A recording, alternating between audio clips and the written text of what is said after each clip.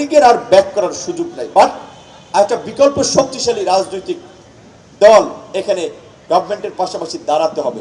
সেখানে সুযোগ আছে যারা বিকল্প নতুন রাজনীতি করতে চান, সেখানে তরুণদের সুযোগ আছে, যেই সংগ্রামী তরুণরা জীবনের মায়া তুচ্ছ করে ত্যাগ করে লড়াই সংগ্রাম করেছে, তাদের সুযোগ আছে। সর্বশেষ আমি ইশাক ভাই চলে গেছেন, জায়েদ ভাই আছেন, তিনি একটা গুরুত্বপূর্ণ দায়িত্বে আছেন, সরকারের 3টি মন্ত্রণালয় উপদেষ্টা সহ মাননীয় প্রধানমন্ত্রী সহ বিভিন্ন পর্যায়ের স্টেক হোল্ডারদের সাথে আলাপ আলোচনা করতে পারেন।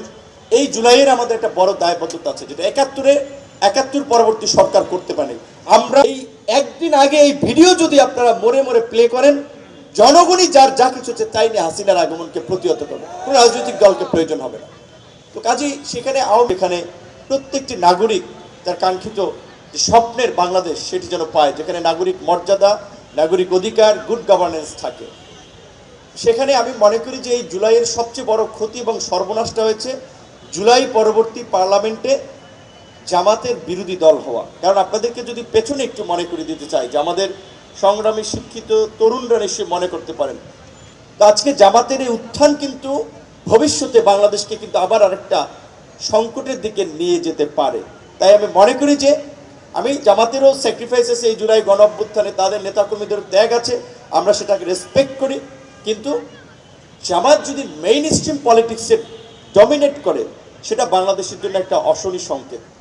এনসিপির এখানে সুযোগ ছিল এই বিকল্প হওয়া, কিন্তু দুঃখজনক যে তারা একটা জামাতের প্রক্সি পার্টিতে আসলে পরিণত হয়েছে, যার ফলে সেই সম্ভাবনাটা তারাই নষ্ট করেছে।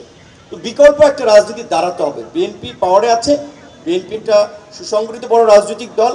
আওয়ামী লীগ যতই হাক ঢাক দেখ শেখ হাসিনা ডিসেম্বরে নভেম্বরে দেশে আসবে, শেখ হাসিনা আসতে পারবে না, এটা চিরন্তন সত্য। শেখ হাসিনা যেদিন আসবে ওই ঘোষণা যদি তারা ফিক্স করে, এটা সেই ব্যর্থতার দায় বহন করতে চাই না। এই জুলাইয়ের যে 834টি পরিবার আমি বলেছিলাম মাসিক ভাতা টাতার দরকার নাই, এককালীন 1 কোটি টাকা করে আমরা তাদেরকে দিতে চাই। 834 কোটি টাকা রাষ্ট্রের কাছে খুব বড় কিছু না, বিদেশি মুদ্রা না, দেশীয় মুদ্রা, কাজে রিজার্ভে টান পড়বে না। আহত এই আমাদের যোদ্ধাদেরকে, এই যে আমরা বারবার বলছি যে 5 লক্ষ সরকারি চাকরিতে পদ খালি আছে, এই জুলাইয়ে যারা বন্দুকের নলের মুখে দাঁড়িয়েছে, এর চেয়ে সৎ দেশপ্রেমিক সাহসী তরুণ আর আমরা কবে পাবো? এই তরুণদের কি সরকারি চাকরিতে আমি মনে করি এই 5 লক্ষ যে সরকারি শূন্য পদ আছে, এখানে পুরোপুরি না, অন্তত 30% আমরা কোটার বিরুদ্ধে আন্দোলন করছি, আমরা কোটা না।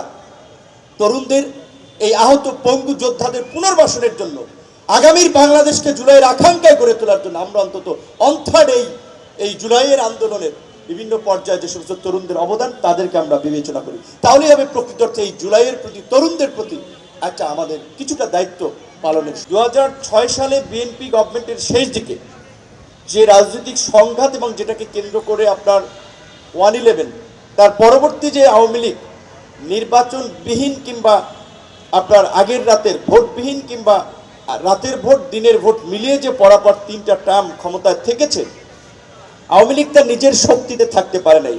আওয়ামী লীগকে বিদেশি অপশক্তিগুলো সমর্থন করেছিল। কেন? সে সময় বিএনপিকে প্রো ইসলামিক গভর্নমেন্ট হিসেবে চিহ্নিত করে সে সময় সেই গভর্নমেন্টের সময় জঙ্গিবাদের উত্থান হচ্ছে, উগ্রবাদের, এটা দেখিয়ে তারা কিন্তু সে সময়ে আওয়ামী লীগকে নানানভাবে সাপোর্ট করেছিল। জুলাই আমাদের স্পিরিটের জায়গা, জুলাইয়ের যে সংগ্রাম এবং ত্যাগ, এই ত্যাগকে ধারণ করে আমরা নতুন বাংলাদেশ বিনির্মাণ করতে চাই।